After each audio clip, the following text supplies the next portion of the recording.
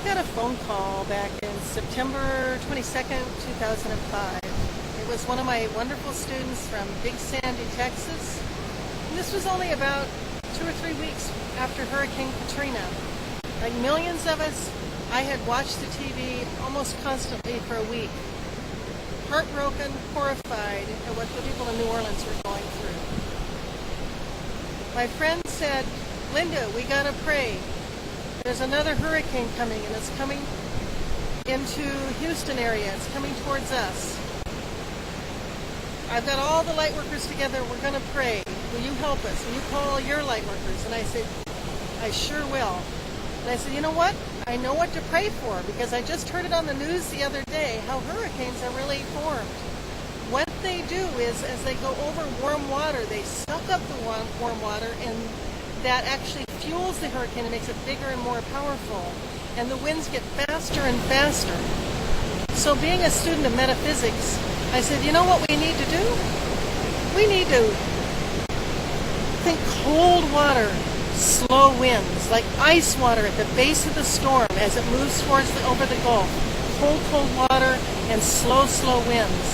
And she said, "I'll tell everyone, we'll think that, and we'll do that." Well, September 22nd, the day she called, Rita was a Category 5. And I thought, oh my God, that's bigger than, or that's the same size it hit New Orleans. We can't possibly have another 5 hit the Gulf Coast. It would just be devastating. So all of us prayed. We prayed and we prayed. And as the hours went by, it was downgraded to a 4. And then downgraded to a 3. And by the time it hit Galveston, it was only a 2. Less than 100-mile-an-hour winds, where it had been 175 miles an hour winds when she called. I'm standing right in Galveston right now. And this is a place that in 1900 was hit by a Category 4 hurricane, and the death toll was more than 8,000.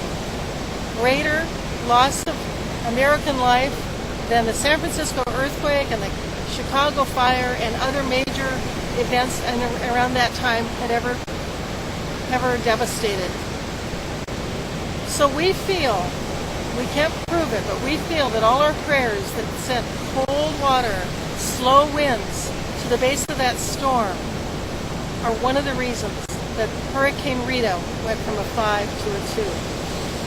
And that's what I wanted you to know, that you have mind power, that your mental power can make a difference. Your prayer can make a difference if you just know what to think about and focus and work together.